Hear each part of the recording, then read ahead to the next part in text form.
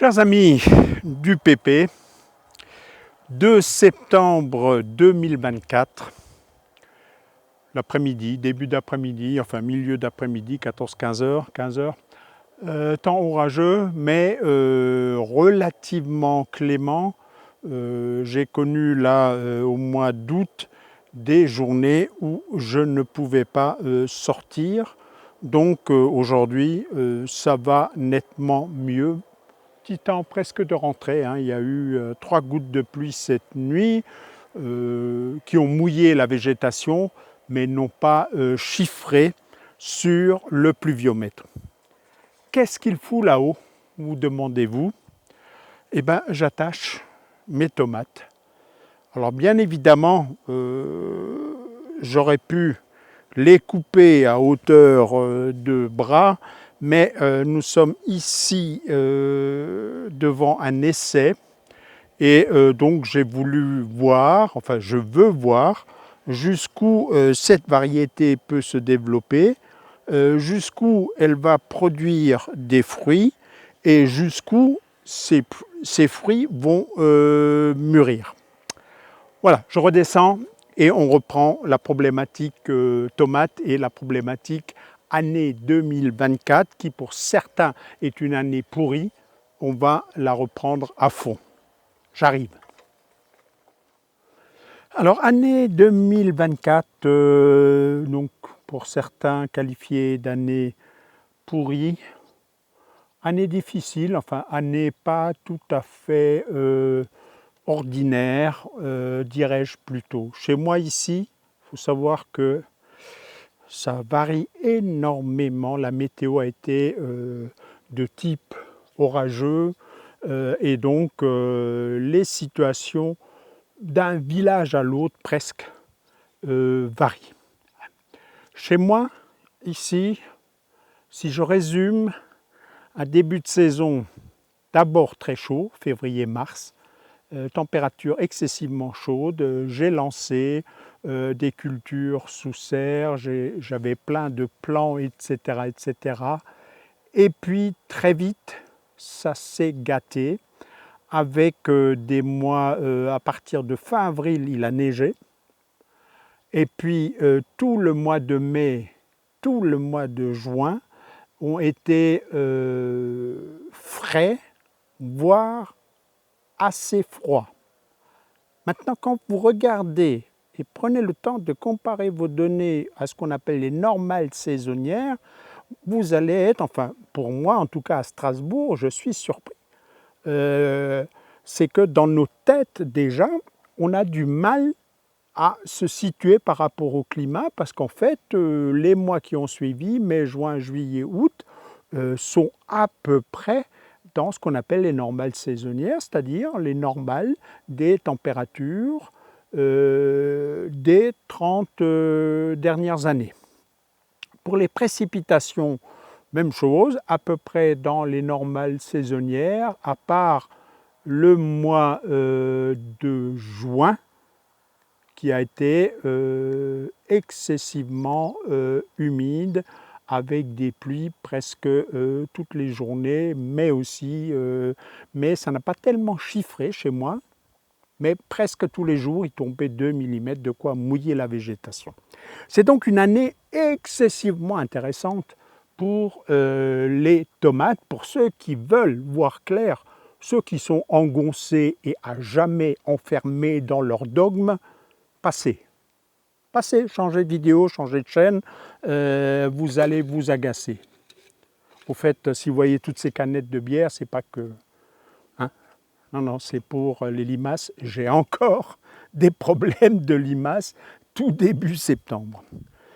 Donc, année excessivement intéressante et je voudrais donc vous faire un point très précis ici, chez moi, sur la base non pas de dogmes, non pas de mes 3 trucs qui vous permettent de produire des tomates, etc., et des tomates qui ont appris de l'année passée, qui était une année sèche, elles n'ont rien appris du tout. Voilà, non, sur la base de faits, et je vais rajouter une phrase que beaucoup d'entre vous devraient écrire sur un bout de papier. quand les faits contredisent les dogmes auxquels je crois, eh ben c'est que ce sont les dogmes qui sont faux. Allez, je vais vous présenter d'abord les différentes situations, parce que j'ai différentes situations du point de vue des tomates. Je ne sais pas comment est-ce qu'on dit, tomatiques, tomatesques, tomateuses. Donc différentes situations tomateuses.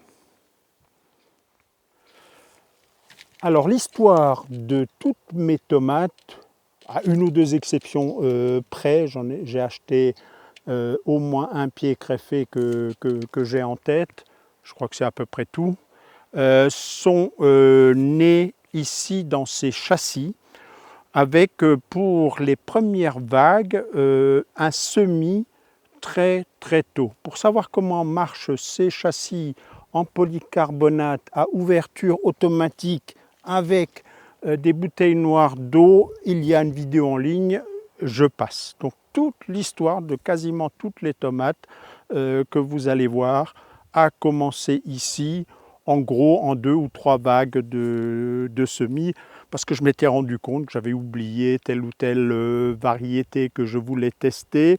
Donc elles ne sont pas toutes de la même date.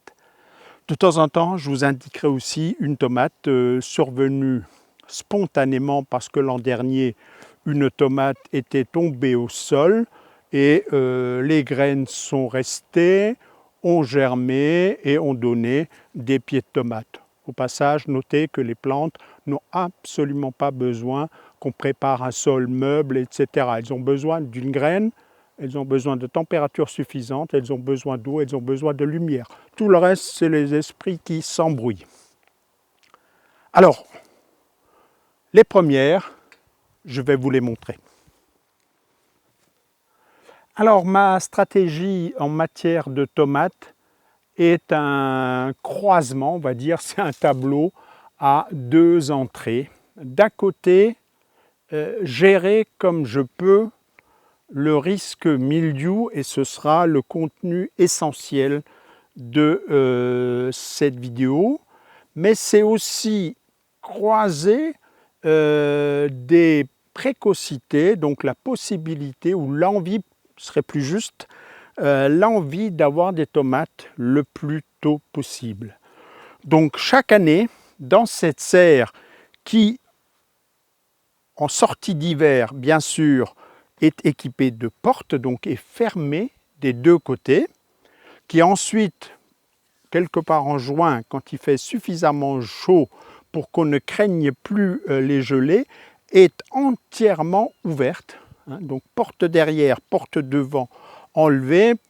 Je vais vous le dire tout de suite, la catastrophe des catastrophes dans une serre, c'est les condensations, donc c'est l'air qui s'accumule, l'air humide qui s'accumule parce qu'on est obligé d'arroser, donc le sol est humide, et ces condensations font des gouttelettes d'eau sur les tomates qui sont un des facteurs dominants de déclenchement du mildiou.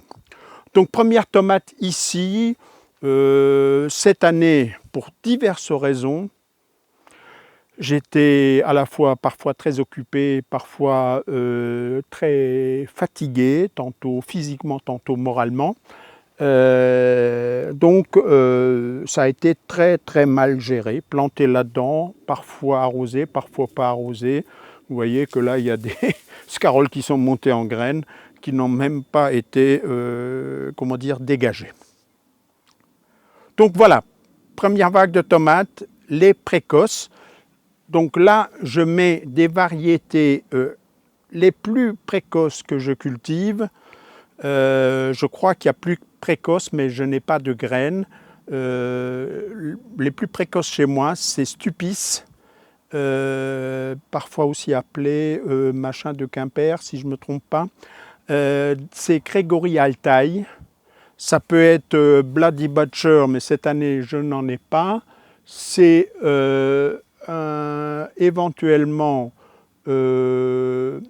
la De Berao. De Berao n'est pas strictement classée dans les précoces, mais c'est quand même une variété qui se défend.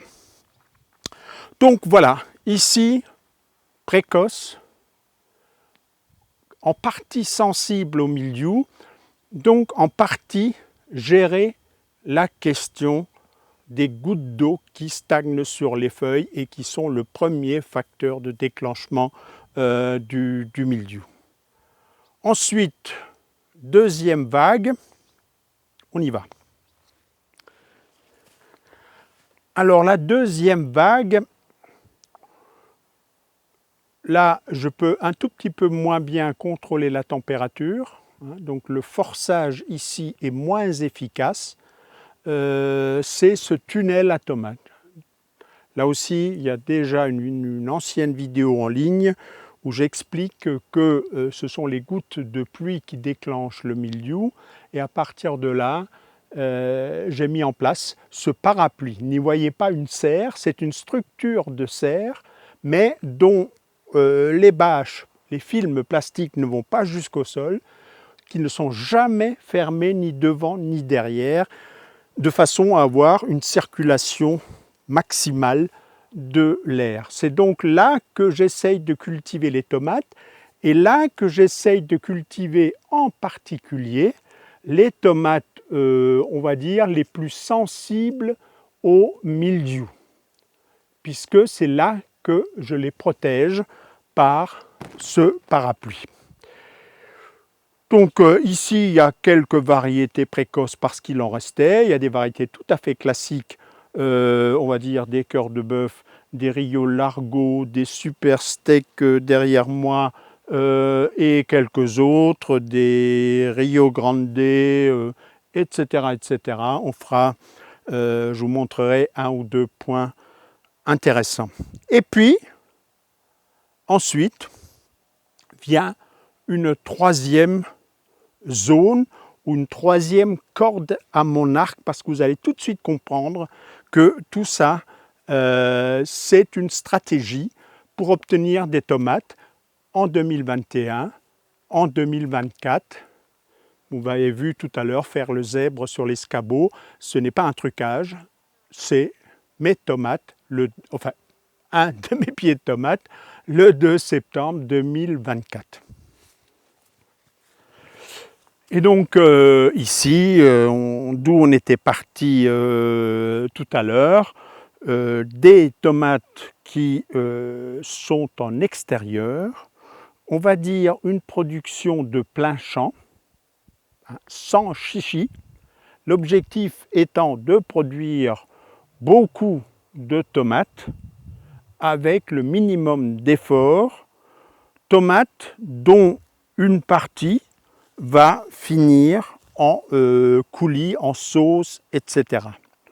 Donc là, ce n'est pas de la tomate de bouche, même s'il m'arrive d'en manger, et même si je vais, pour une raison que je vous explique dans un instant, en goûter pour les juger. Soumis donc à des conditions qui, chez moi, sont relativement sévères du point de vue mildiou. Le potager du paresseux est dans une sorte de cuvette entourée de forêt, une pente de plus de 8% direction sud-ouest, donc il a le soleil relativement tard le matin quand il sort de derrière la forêt. Et pour être clair, cette année, il n'y a pas eu, je pense, allez, il ne faut pas dire pas, il n'y a guère eu qu'une ou deux journées où le matin à 10 h, j'ai pu descendre au potager sans me mouiller les chaussures. Ce matin, à 11 h, je suis descendu et je suis remonté avec mes chaussures qui dégoulinaient. C'est donc extrêmement corrosif du point de vue du mildiou, et par conséquent, c'est là qu'il faut utiliser si on veut avoir des tomates les années difficiles. On a tout à fait le droit de ne pas avoir envie d'avoir des tomates en année difficile.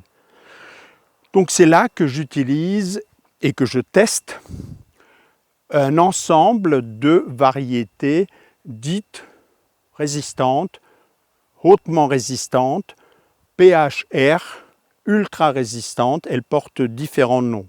Une partie sont des hybrides ce que beaucoup de jardiniers excluent de leur stratégie, c'est leur droit le plus strict, et une partie sont des variétés parfaitement reproductibles, ce qu'on appelle des variétés stables. La plus grande en premier. Donc maintenant, regardons les résultats de cette année, de ces tomates cette année, dans des conditions qu'on peut qualifier de relativement difficiles. Donc cette année, l'essai a marché. Si je fais le même essai une année sèche, les résistantes s'en sortent, les pas résistantes s'en sortent, tout le monde s'en sort, et on ne prouve rien, et je fais une vidéo, mes 3 façons de réussir les tomates, et vous allez croire qu'à tous les coups, ça marche. Voilà. Alors, avant de passer à l'appréciation, à l'observation, il faut quand même que je vous explique qu'il y a il y en a plus, mais il y a 2 maladies extrêmement courantes et hélas, beaucoup de jardiniers confondent l'une et l'autre et donc évidemment vont voir du mildiou à tous les étages, même quand il n'y a pas de mildiou. Juste parce qu'ils confondent n'importe quelle tache sur des feuilles avec du mildiou. Donc il faut passer par la case connaissance pour ne pas raconter des idioties. C'est aussi simple que ça. Alors, allons-y.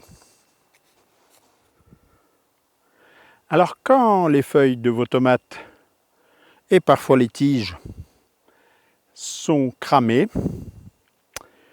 quand les fruits parfois sont atteints, cela peut bien entendu être le mildiou. Et ce pied-là, ou celui qui est là-bas, vers lequel je vais me tourner pour filmer, sont des exemples typiques de pieds de tomates ravagés par le mildiou le 2 septembre 2024. Et puis, moins connu, très franchement, je serais le mildiou, des fois je serais jaloux. Parce que même quand c'est mon copain, l'alternariose, on va lui attribuer tous les mérites au mildiou. Ce pied est malade de mildiou, diront beaucoup de jardiniers. Et moi, je vous dis non. Ce pied est atteint d'alternariose. Je vous le montrerai dans la serre, parce que là, c'est encore plus spectaculaire. Je vais vous donner toute une liste de critères.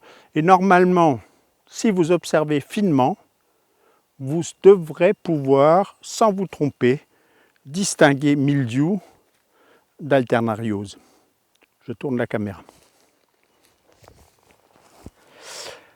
Voilà, alors ce pied est venu, je crois, spontanément, il n'a pas d'étiquette. C'est probablement, j'hésite un tout petit peu, il a des fruits qui ont un peu la forme de cœur de bœuf, mais ça pourrait être, et ça devrait être, de par son extrême sensibilité, du super steak. Extrême sensibilité au mildiou. Alors, comment est-ce qu'on reconnaît le mildiou? Au premier stade, vous avez cette situation-là. Vous avez tout à coup des folioles, donc des parties de feuilles, qui se dessèchent un peu comme du carton. Vous ne voyez pas de zone jaune autour. Je vais y venir à propos de l'alternariose parce que c'est un signe extrêmement intéressant. Ça commence par le bas, mais très vite, quand vous regardez tout en haut, vous aurez des feuilles de ce type-là. Voilà. Là, il y en a une autre. Voilà. Elle est en partie verte, le pétiole est vert, et vous avez au milieu de tout ça un foliole, donc une petite bout de feuille comme ça, qui s'est totalement desséché comme du carton. Et là, au bout, vous avez des folioles qui sont totalement cramés. Donc, notez, très vite, vous en trouverez sur des pousses relativement récentes. Ensuite qu'est-ce qui apparaît? Très vite, vous allez avoir des taches sur des tiges, des taches noires sur des tiges qui, à ce moment-là, deviennent un peu cassantes, souvent. Cassent beaucoup plus facilement. Ce sont souvent, je vous incrusterai des photos, ce n'est pas le cas sur ce pied-là, mais ça l'était sur celui où j'étais tout à l'heure, des segments de tige. Notez bien des segments de tige et non pas juste une tache qui noircissent et qui sont abîmés. Ensuite, ça continue. Très vite, ça passe sur les fruits, avec les fruits qui deviennent comme chancreux, hein, c'est une sorte de chancre, des pustules qui se forment. Ça évolue, ça forme une tache de plus en plus grande, marron carton, ça durcit, c'est un peu comme du liège. Et au stade final, le fruit pourrit complètement avec des sortes de spores noires, hein, donc une sorte de poussière noire. Ce sont des spores qui vont disséminer le mildiou. Dès ce stade-là, vous pourrez souvent observer sur la face inférieure des feuilles une sorte de spore qu'on appelle les zoospores. Zoo comme le zoo parce qu'elles ont un petit flagelle, comme les spermatozoïdes. Donc ces zoospores sont la façon par laquelle le mildiou se répand avec une fulgurance absolument phénoménale. Des milliards de zoospores partent et n'essayez pas de couper ces feuilles. Enfin, couper ces feuilles-là, c'est pourquoi pas. Ramassez-les, brûlez-les, faites tout ce que vous voulez. De toute façon, vous aurez du mildiou. Vous avez remarqué que tous les jardiniers qui ont des tomates sensibles, où qu'ils se trouvent et qui ont une météo favorable aux champignons, ont du mildiou. Ça n'existe pas un jardin stérile où le mildiou n'arrive pas. Il arrive tout simplement des milliards de spores par l'air. Et quelqu'un qui a un jardin avec du mildiou à 30 km, si vous êtes au vent, si le vent vient de là et que là-bas, de l'autre côté de la montagne, au début des Vosges, il y a quelqu'un qui a mal nettoyé ses tomates, les spores arrivent chez moi et ça part. Sortez-vous de la tête l'idée d'un potager stérile. S'il y a des médecins qui m'entendent, ils savent qu'il n'est même pas possible de rendre un hôpital stérile, voire les maladies nosocomiales. Donc pensez bien que ce bazar qui s'appelle un potager, le rendre stérile, c'est un fantasme moyenâgeux, une incompréhension totale du vivant. Alors, à mon habitude, je vais insérer là un petit commentaire sur ce que j'ai improvisé au potager. Je crains que beaucoup de jardiniers me trouvent là complètement péremptoire de balancer quelque chose qui contredit la pratique de la quasi-totalité des jardiniers qui enlèvent les feuilles, les folioles, les fruits tachés, etc., quand ils sont victimes d'une attaque de mildiou, pensant par là éviter une contamination. Qu'est-ce qui me permet d'être aussi affirmatif? Parce que c'est pas juste, je balance pas là juste une provocation pour faire du buzz sur YouTube.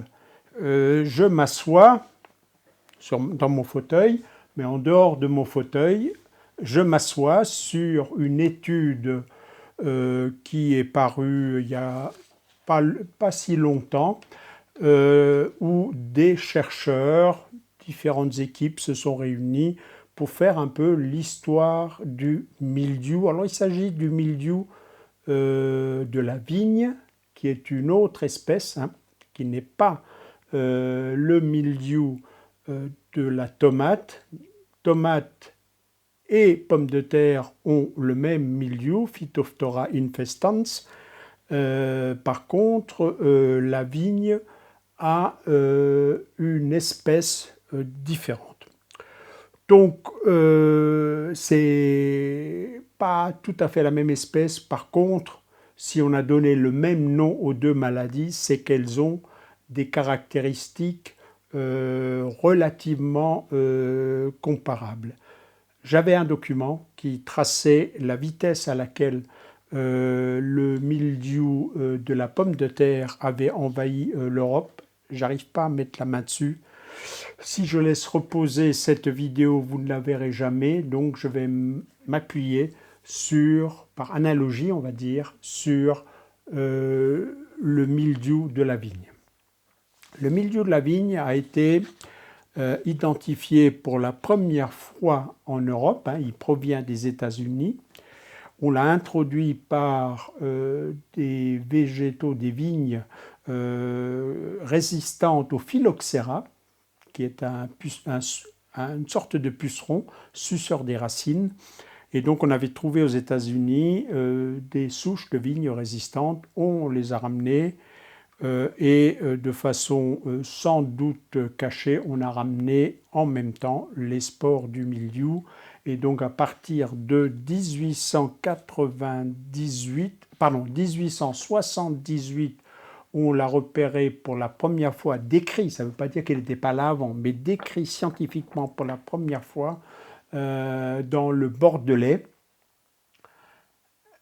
Le même mildiou a été décrit sur les bords de la mer Caspienne en 1887, donc 9 ans plus tard.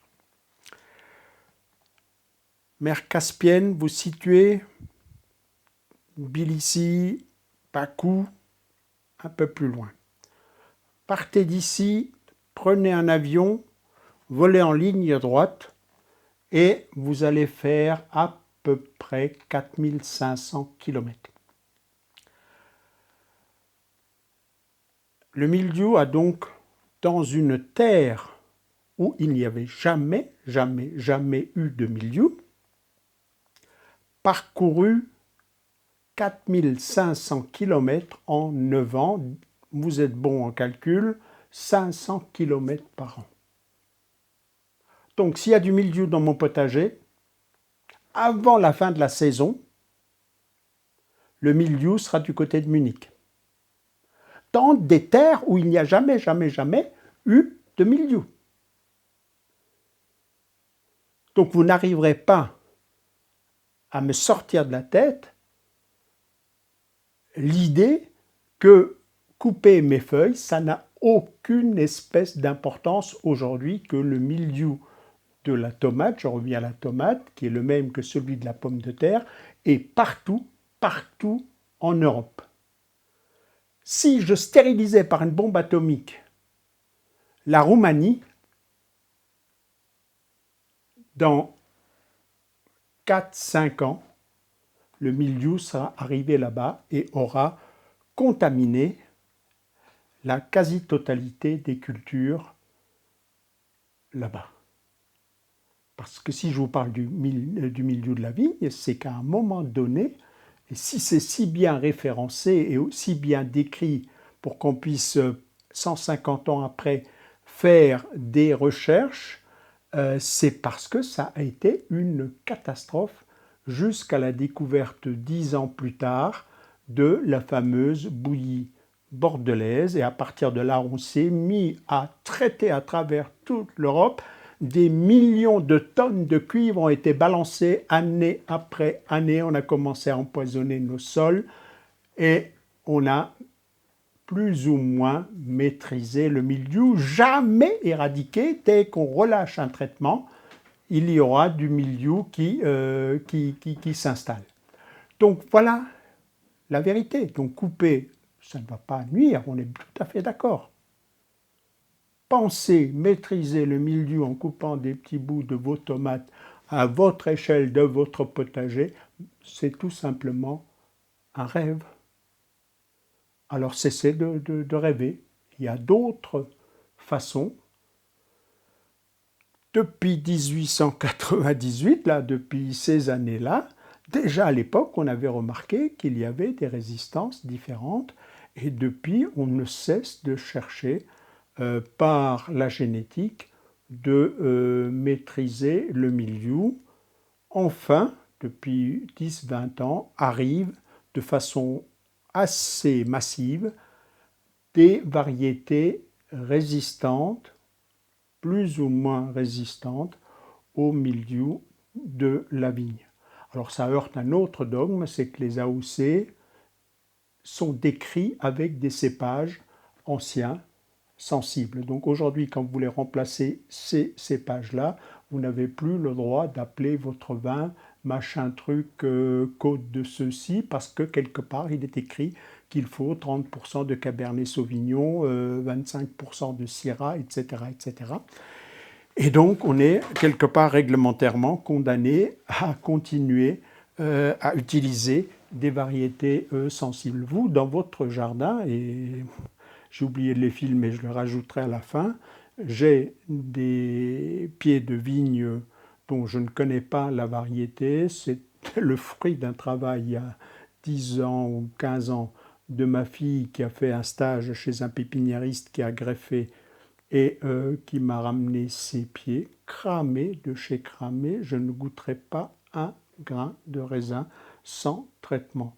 Il existe des variétés de vignes résistantes où je pourrais avoir des grappes de raisin tout à fait comme les tomates que je vous ai déjà montré ou que je vais vous montrer. Allez, retour aux tomates. Je pense que j'ai donné les principaux critères. On va aller voir l'alternariose. Alors ici, à l'entrée de la serre, donc sur ma droite, un pied de Berao. De Berao, de même qu'une variante plus moderne que je cultive beaucoup, qui s'appelle Rio Largo, sont des variétés, il y en a bien d'autres, hein, on va faire un petit tour, très sensibles à l'alternariose. Alors ça commence comment? Ça commence par le bas. Vous avez des feuilles qui tout à coup ont des taches. Celle-là est assez typique, je vous mettrai des photos d'autres feuilles.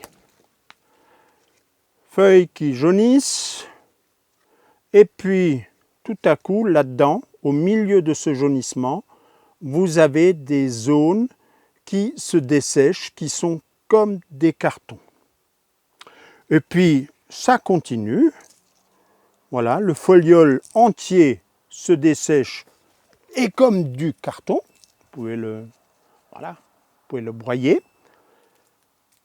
Et puis, stade suivant, la feuille entière se dessèche, mais attention, le pétiole, ou même ce qui s'appelle le rachis, c'est-à-dire la nervure centrale de la feuille, se dessèche exactement jusqu'au contact avec la tige. Et là, la feuille se détache toute seule, très exactement le plant rejette la feuille, il construit une zone de cassure qui fait que cette feuille, à la moindre petite secousse, voilà, se détache proprement. Et vous constatez que sur la tige, très souvent, pas toujours, mais très souvent, il n'y a strictement rien. Vous constatez surtout que bien qu'affaibli, le pied continue de pousser et de produire. Voilà. Là, je récolte, je n'ai pas cessé de récolter. Cette branche-là a beaucoup morflé, donc elle ne produit plus grand-chose. Celle-là, Bon, elle est un peu concurrencée par la cœur de bœuf un peu sauvage qui est ici à côté. Donc, elle peine un tout petit peu. Bien entendu, ne me faites pas dire ce que je n'ai pas dit. Ceci est un affaiblissement considérable du pied de tomate. N'oubliez jamais que les feuilles, ce sont les capteurs solaires d'une plante. C'est ce qui va produire les sucres qui remplissent les fruits et qui permettent à des nouvelles feuilles de pousser en haut. Donc, plus de feuilles, c'est plus de croissance, c'est plus de fruits, ce qui pose une autre question que j'aborderai peut-être à la fin. Ce que je fais avec les gourmands, la réponse est derrière moi. Ce pied-là de cœur de bœuf à 25 branches, à peu près, j'exagère, 12-15, est un seul pied. Donc les gourmands, certains, je les attache. Cœur de bœuf, elle part là-bas, elle continue ici. Mais j'y reviendrai tout à l'heure, parce que ça encore, c'est une de ces idioties qui me fait sortir des gonds. Comment est-ce qu'on peut penser à ce point-là de travers? Donc, tige relativement intacte, de temps en temps, trop affaiblie, plus de feuilles, une tige peut se dessécher, peut avorter. Ce qui n'empêche nullement des nouvelles tiges de partir ailleurs. Celle-là était repartie et là, il y a une toute petite repousse. Je précise tout de suite pour les fanatiques de toutes les décoctions purins, remèdes miracles, bicarbonate de sodium, etc., qui pensent que par leur manipulation, ils sauvent des plants. Ils se trompent juste. S'ils ne font rien, les plants se sauvent eux-mêmes. C'est la preuve des miens. Donc, et ultime symptôme, alors ils ne sont pas ici, il faut que je change ma caméra, c'est ce qui arrive aux fruits. Alors ici on est toujours dans la serre, vous ne voyez peut-être pas ma tête mais ça n'a aucune importance, vous la connaissez. Une autre variété précoce qui fait des grosses tomates, c'est Gregory Altai. Et là, vous voyez sur le fruit des fissures, sur celui-là, des fissures rondes souvent, autour du point d'attache ici. Hein, regardez ces anneaux ici. Ça, c'est typiquement la signature de l'alternariose. Et puis ensuite, ça peut s'étendre sur le fruit. Gregory Altai a ces espèces de cicatrices ici, et de là partent des rainures, dont une partie sans doute, c'est peut-être pas la seule cause, mais sont liées à l'alternariose. Donc voilà, quand vous avez ces critères-là, donc des feuilles qui ont des taches, qui jaunissent, jaunissement marqué. Au milieu de ces jaunissements, des petites taches brunes qui s'arrêtent.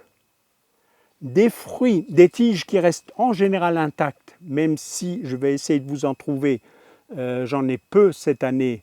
L'alternariose peut faire des petites taches rondes sur les tiges, jamais des sections entières qui sont marquées. Des feuilles qui se détachent après s'être desséchées de façon nette, propre, des fruits qui ont sur le dessus des fissures, et je vais vous en montrer d'autres, où cela peut tourner à des fruits qui se détachent et qui ont des taches noires alternatives. Voilà, révision ici, donc un pied dans l'essai, ou à proximité très exactement de l'essai. Rio Largo, donc utilisé comme témoin, une variété peu sensible, mais peu sensible au mildiou, mais très sensible à l'alternariose. Donc ici j'arrache une feuille, j'arrive pas, si, Voilà, typique, feuilles jaunies, partie cramée.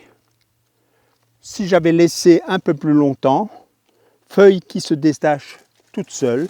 Et puis je me suis arrêté ici parce que là, vous avez une situation tout à fait typique de l'alternariose sur tomate, sur fruit.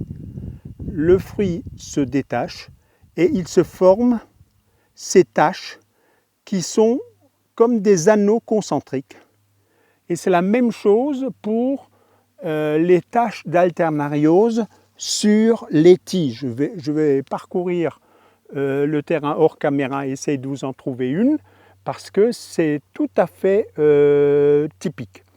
Donc là, je peux vous dire que à ce stade, je ne vois pas d'attaque de mildiou. Stop, j'ai parlé trop vite. Voilà une belle trace d'attaque de mildiou sur fruits. Je n'en voyais pas sur les feuilles. Et par contre, donc, de belles attaques d'alternariose. Vous voyez donc qu'une variété peut être sensible aux deux. Elles peuvent l'être à l'une, elles peuvent l'être à l'autre, elles peuvent l'être aux deux. Rio Largo, sensible aux deux. Comme témoin, à côté d'un essai de variétés résistantes au mildiou, c'est très intéressant de voir que le mildiou a attaqué, mais on va voir dans un instant que le mildiou a attaqué autrement plus sérieusement que ça. Il y a là-bas des pieds qui sont cramés de haut en bas, mildiou, contre des pieds résistants qui n'ont pas le mildiou. Voilà. Bon, recommençons tout en haut. Alors, quand même, j'ai oublié de le dire tout à l'heure, ici ont été plantés un certain nombre de plants qui traînaient encore, alors que j'avais planté partout ailleurs. Et comme ici, j'ai la tranchée d'infiltration de ma station de phyto-pédoépuration, il y a de l'eau qui arrive, donc évidemment, tout ça n'a pas été arrosé. Le reste non plus d'ailleurs, à l'exception de ce qui est dans la serre et sous le toit à tomates. Alors, je vais essayer, sans être trop long, de vous donner une appréciation. Ici donc, a priori, Rio Largo de Berao, c'est deux Berao, elles se ressemblent beaucoup. Hein. En bas, comme je vous l'ai dit, c'est une variété très sensible à l'alternariose, y compris donc dans la serre. Ici, jusque-là à peu près, elle est attaquée par de l'alternariose sans que les fruits soient autrement abîmés que par ces fissures qui n'empêchent nullement de les manger. Et il y a ici en bas des fruits qui sont parfaitement intacts. Donc à ce stade de septembre, de Berao tire bien son épingle du jeu. En extérieur, j'ai oublié de le dire, je n'ai traité d'aucune façon aucun de mes pieds de tomates. Donc quand je dis d'aucune façon, bien évidemment pas de sulfate de cuivre, c'est un poison violent du sol, de mon vivant, ça n'entrera jamais au potager du paresseux, on ne peut pas assassiner les champignons, les mycorhizes, etc. et en même temps se réclamer d'être bio. Pour moi, c'est incompatible. Pas de purin de décoction, même si certaines ont sans doute un effet, qui renforce une plante. Trop de travail pour trop peu d'effet. J'ai des tomates en pagaille sans. Ici, qu'est-ce que c'est que ça? Ça doit être Super Steak sans doute. Oui, c'est ça, Super Steak.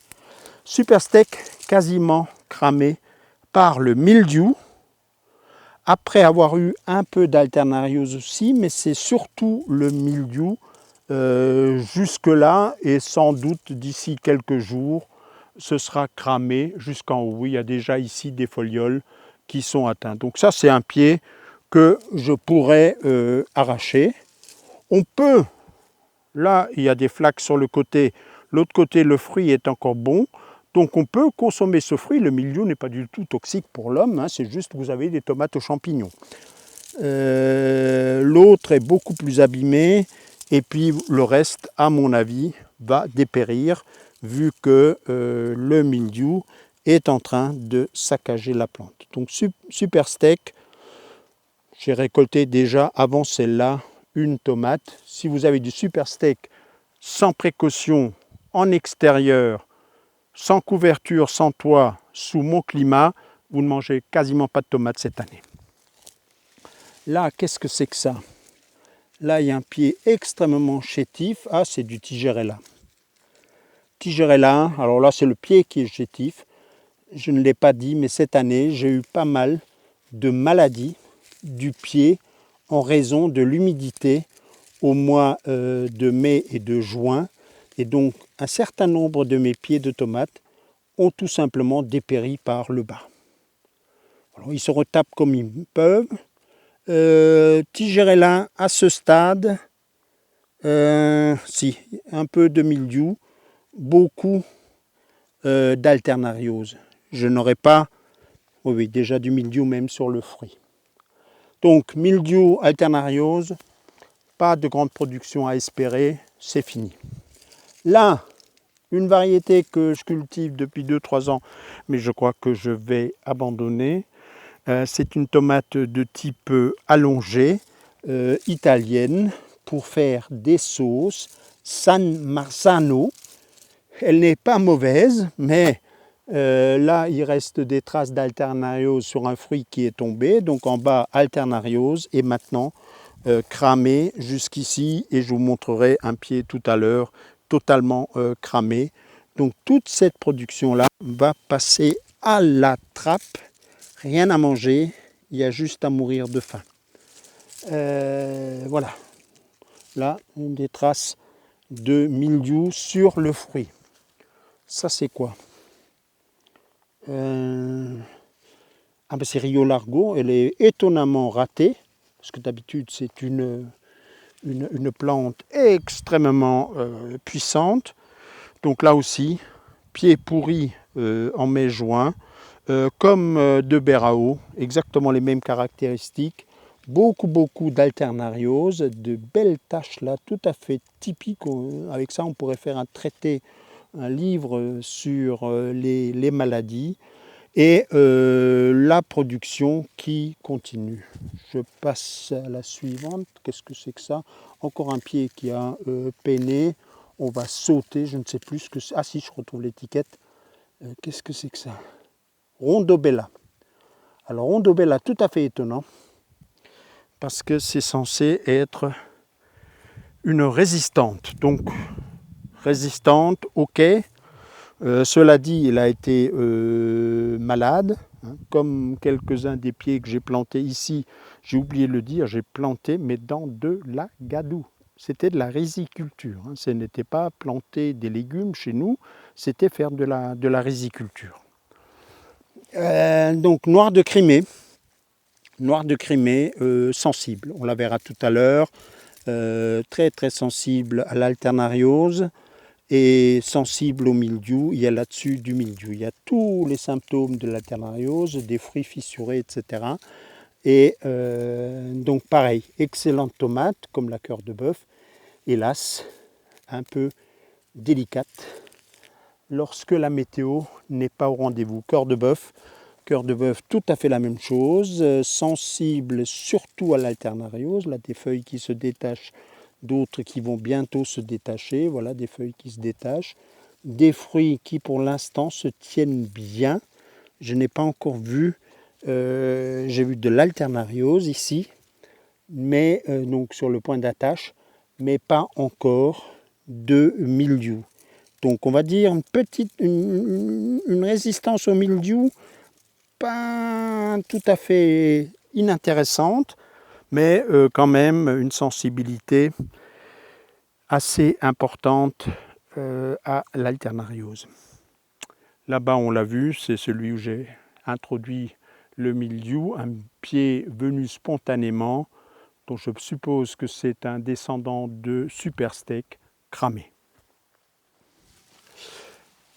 Alors ici donc dans la serre, le pied forcé, un pied greffé, c'est de la vraie cœur de bœuf. On la reconnaît très facilement pour qui cultive de la cœur de bœuf, hein, son côté toujours un peu flagada. On a l'impression qu'elle se dessèche, des branches assez maigrichonnes qui se ramifient un peu dans tous les sens, et bien sûr les fruits typiques en forme de cœur de bœuf. Donc dans sa version greffée ici, elle est extrêmement exubérante, hein. Donc je disais tout à l'heure 10-12, je ne savais pas, mais on va rapidement compter. 1, 2, 3, 4, 5, 6, 7, 8, 9, 10, 11, 12, 13, 14, 15, et puis les deux qui sont vautrés là-bas, 17 tiges, donc ce qu'on appellerait des gourmands, dont j'en ai coupé pas mal, mais dont je garde à peu près tout ce que je peux garder ici. C'est pas l'objet. L'objet, c'est de savoir si oui ou non maladie ou pas. Alors, cœur de bœuf est on le verra ailleurs, est une variété assez sensible au milieu, mais ici, donc, dans cette serre aérée, j'insiste, je répète, ça finira par entrer, donc sans goutte d'eau, elle est pour l'instant indemne de mildiou. En revanche, vers le bas, on va trouver de façon assez immanquable, bien que pas très impressionnant, de l'alternariose.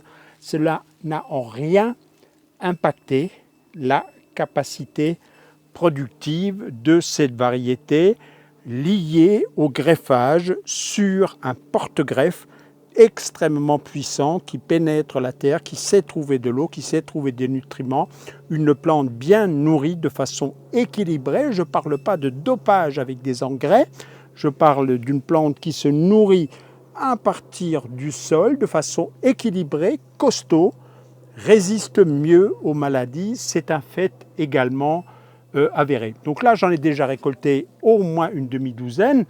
Et si vous comptez, vous avez au moins 1, 2, 3, 4, 5, 6, 7, 8, 9, 10, 12, 13, 14, 15, 16 tomates de ce calibre-là prêts à mûrir, qui commencent à changer de couleur. Et puis ensuite, je ne sais pas jusqu'où ça ira. Là-haut, vous voyez, il y en a une qui est assez grande. Et puis, il y a des plus petites dont je ne sais pas si elles auront le temps de mûrir cette année. Toujours dans la serre, on va se tourner. Donc ici, une des variétés les plus précoces que j'ai. Ah, un fil qui a cassé. Donc une des branches qui est tombée. Ah oui, carrément. Voilà, Stupis en pleine production pour une précoce, rien d'étonnant. Bon, il faut que je rallonge le fil. Là aussi, 1, 2, 3, 4, 5, 6 branches, donc un peu plus que ce que je recommande, mais dans une serre, vous voyez qu'on peut étirer, écarter les ficelles, et donc c'est comme si on avait différents pieds les uns à la côté des autres. L'objectif, c'est que l'air circule, c'est qu'il n'y ait pas de condensation. Verdict côté maladie, pas de mildiou apparent du tout et peu d'alternariose, un peu de dégâts de limaces sur des branches là que je n'ai pas attachées et qui sont tombées, qui traînent par terre. Voilà, donc relativement bonne résistance ici dans la serre. On verra à l'extérieur ce que donne Stupis exposé à la pluie. Alors ici, des deux côtés, des Gregory Altai, là encore une ficelle qui a cassé une branche qui traîne par cœur, donc une précoce type steak. Donc très grosse tomate, pas mauvaise du tout. J'en ai parlé tout à l'heure, je passe vite. des traces tout à fait manifestes et sérieuses d'alternariose sans que pour autant les branches ne soient dégarnies. Les fameuses fissures marquent sur le fruit, mais globalement, pour l'instant, tout ça se porte bien et donc je ne sais pas jusqu'où ça ira, mais alors encore une dizaine de fruits en perspective. Et à droite de l'entrée de la serre, ce pied, là aussi monté sur plusieurs branches de Berao. C'est là que je vous ai montré tout à l'heure les symptômes de la maladie. Donc là, des attaques assez sévères sur le bas, des feuilles qui se détachent comme je vous l'ai raconté, sans contaminer la tige. Donc, et le haut des plantes qui est en très bon état, la production qui continue, donc c'est un des pieds sur lequel on récolte depuis quelque temps déjà, même si ce n'est pas à proprement parler une variété précoce. Et puis, donc voilà, là c'est arrivé en haut, comme la bâche, le film, pardon, est toujours humide le matin jusqu'à 10h, 11h, j'ai coupé au-delà du dernier bouquet de fruits et j'ai laissé ce gourmand que je suis en train de dévier ici vers la gauche. Donc en fait, c'est comme si la croissance de cette tige se faisait sur la gauche. Et donc, je ne sais pas jusqu'où ça va aller, mais cette grappe ici, comme vous le voyez, est déjà bien rougeoyante. Celle-là est en train de changer de couleur. Et je ne veux pas vendre la peau de l'ours avant de l'avoir tué, mais j'espère que ces tomates-là vont mûrir. En général, sous couvert, donc sous toit, aéré. J'ai des récoltes ici jusque début novembre. Le goût décline quand même à partir d'octobre, de mi-octobre. La plante n'a plus assez de lumière, plus assez de soleil, elle ne développe pas les mêmes arômes, mais ce n'est pas la maladie, même si elle est quand même assez marquée là. Hein. Donc là j'ai des taches, là j'ai des taches, là j'ai des taches. Et puis ensuite, au-dessus, c'est sain, la plante arrive à maîtriser l'alternariose, contrairement au mildiou. Voilà, donc là, il y a une feuille, par exemple, qui a une belle tache, le bout est desséché. Alors là, nous sommes à l'entrée du tunnel. Je vais vous commenter 2-3 choses. Je ne vais pas nécessairement déplacer la caméra pour vous montrer. Vous me faites confiance ou vous ne faites pas confiance. Moi, j'ai rien à gagner. Vous savez que mes vidéos ne sont pas monétisées. Vous savez que je n'ai pas de boutique, etc., etc.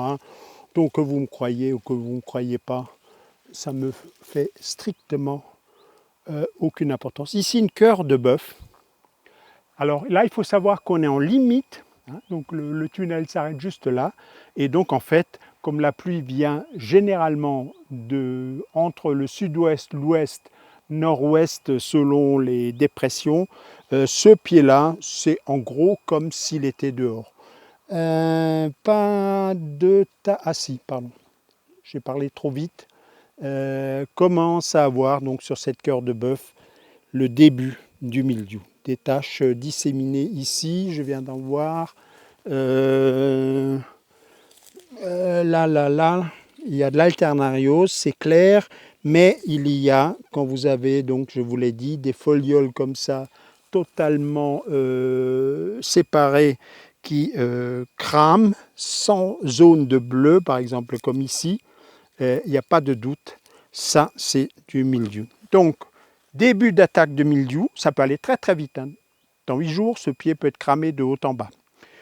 Et alternariose sur le bas avec donc ces feuilles qui jaunissent, qui ne se détachent pas trop bien si celles-là d'en bas qui sont bien cramées se détachent. Ça c'est une Rio Largo je pense. Ouais, Rio Largo, qui est la cousine de Berrao, une sélection, une amélioration récente, même caractéristique, je ne vois pas encore de mildiou, mais relativement beaucoup d'alternariose. C'est une variété extrêmement productive, volubile, qui part dans tous les sens. De mémoire, c'est un pied venu spontanément. Encore du Rio Largo. Là, un pied absolument misérable de. Il n'y a pas d'étiquette, donc venu spontanément, je ne sais pas ce que c'est. Rio Largo. Ah bah si, il faut quand même que j'aille chercher la caméra, parce que de l'autre côté, il y a des choses très très intéressantes. Ouais. Là, de l'énorme super steak, il me semble, à tel point que le poids des fruits, malgré le tuturage, est en train de faire ployer la tige. On l'a vu dehors, super steak est totalement cramé. Là, à l'intérieur, on va dire que c'est totalement sain. Je ne vois pas encore, ou pas à ce stade, de sérieuses attaques du mildiou. Et je vais tourner la caméra pour vous montrer quelque chose. Il y en a quelques autres, on passe. Alors ici, ces différentes branches que vous voyez là, c'est sans doute le pied le plus attaqué à ce stade d'alternariose. Donc jusque là, et vous voyez que les branches se sont totalement dégarnies. C'est un des premiers pieds qui a produit. Je ne connais pas la variété. C'est une variété grappe qui fait des petites tomates cocktail de cette taille-là. Elle est notée précoce, point d'interrogation, parce que la variété n'a pas été notée. C'est un des problèmes quand on n'est pas très organisé et quand on reproduit ses semences soi-même. Vous prenez une tomate, vous mettez les graines de côté, c'est clair pour vos têtes, 8 jours après vous retrouvez les graines. Ah zut, c'était quoi déjà? Je ne me souviens plus très bien. Donc voilà, très intéressante malgré tout, parce que malgré tout extrêmement productive. Et donc comme vous voyez ici, il y a plein de grappes qui sont déjà totalement vidées, c'est qu'elle a déjà beaucoup produit et toujours ces feuilles qui se détachent, alternariose. Là-bas derrière, un pied venu spontanément, je ne sais pas ce que c'est. Il est beaucoup plus tardif, il n'est pas encore entré en production, ce qui fait qu'il n'a pas encore été trop, affaibli, il n'est pas trop malade.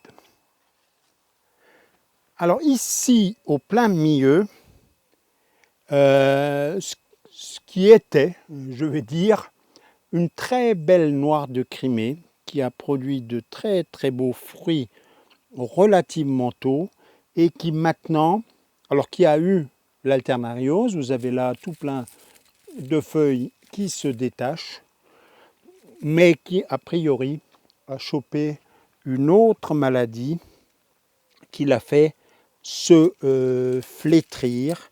Je vais y venir à propos de cette cœur de bœuf.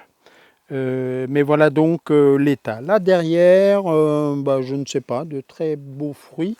On a une plante en assez bon état.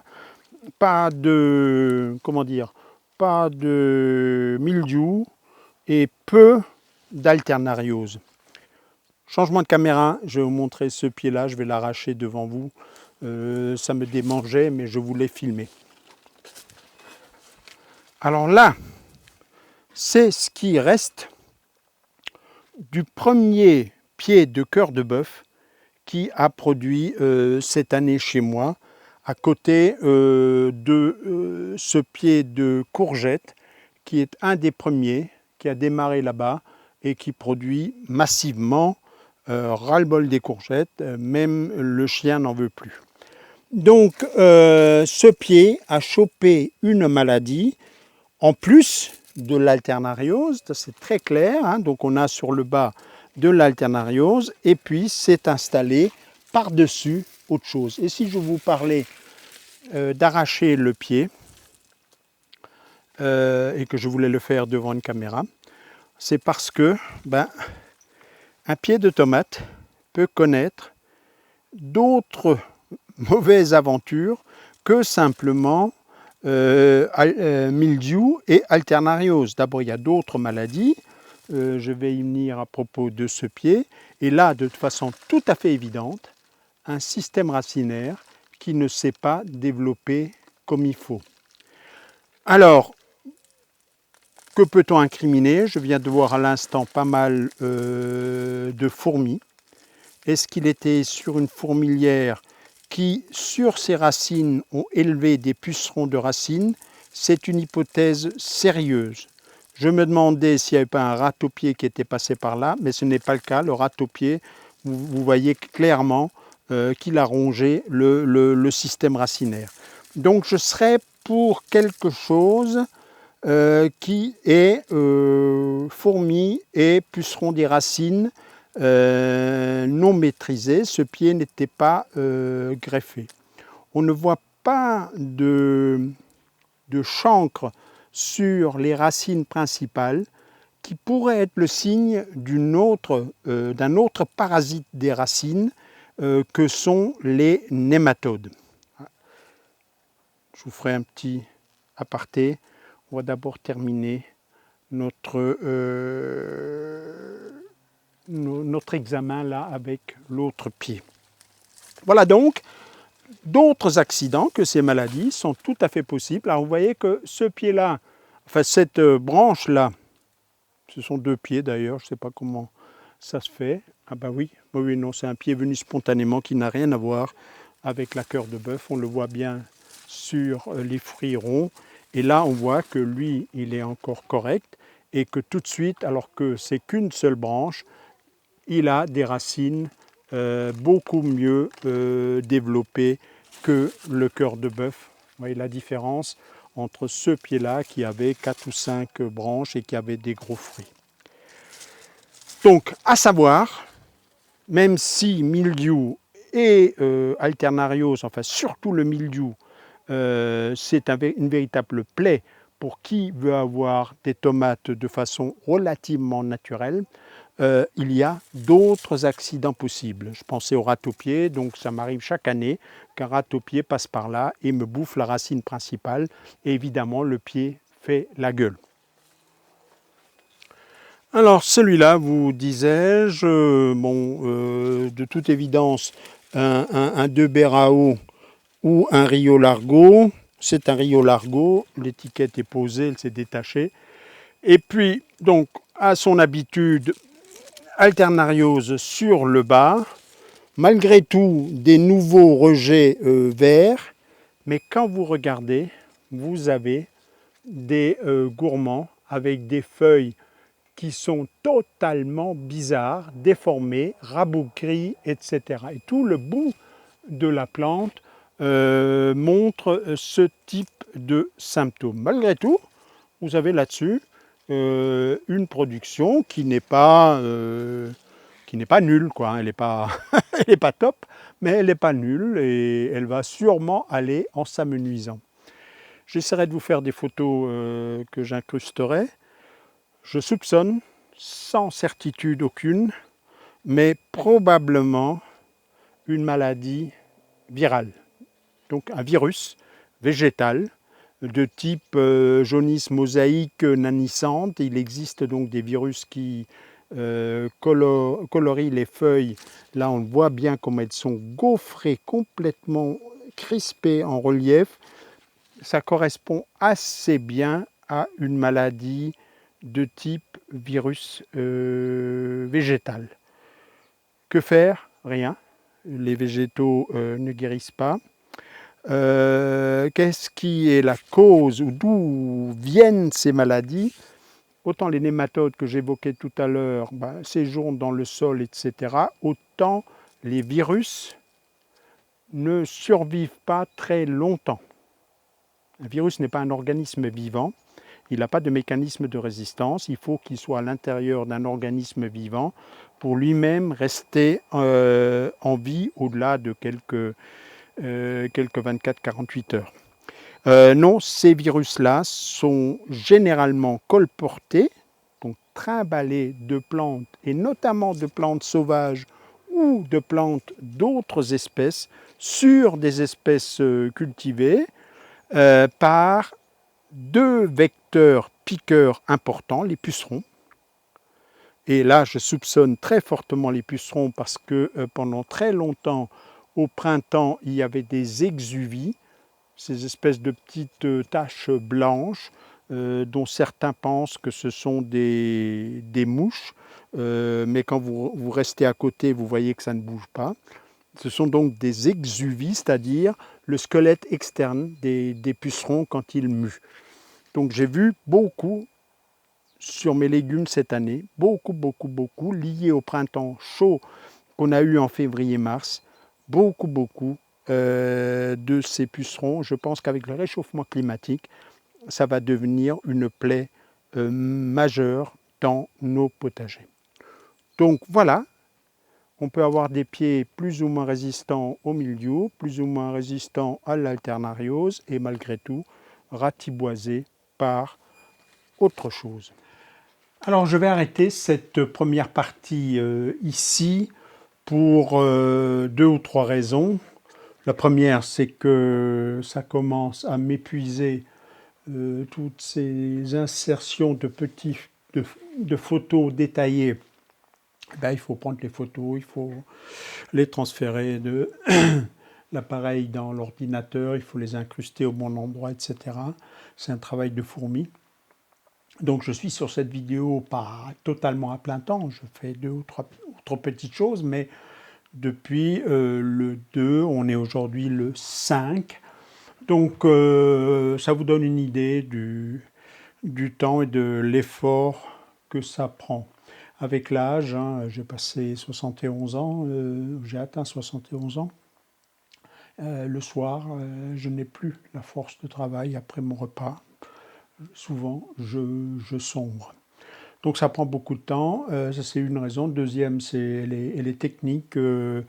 J'ai eu 1 ou 2 instabilités sur l'ordinateur parce que le fichier commence à être très lourd et j'ai la hantise de voir tout ce travail, ces 4 jours de travail perdu. Donc je préfère éditer une première partie, même s'il manque le plus intéressant pour vous, que je vais essayer de toutes mes forces, l'essentiel est filmé, mais que je vais essayer de toutes mes forces d'éditer l'essai des variétés dites ultra résistantes que j'ai déjà un peu évoquées. Et la troisième raison, elle est toute simple, je vais avoir une visioconférence là avec mon éditeur dans moins d'une demi-heure, donc ça va aller très vite, il faut que je sois prêt. Voilà, donc regardez déjà cette première partie, il y a déjà un certain nombre de choses. Je ferai une synthèse au bureau, j'ai déjà 3 pages de notes d'autres variétés et ainsi de suite. Et je terminerai donc là où j'ai commencé, sur cet escabeau avec l'ultra résistante. Allez, ciao et donc j'espère à très bientôt.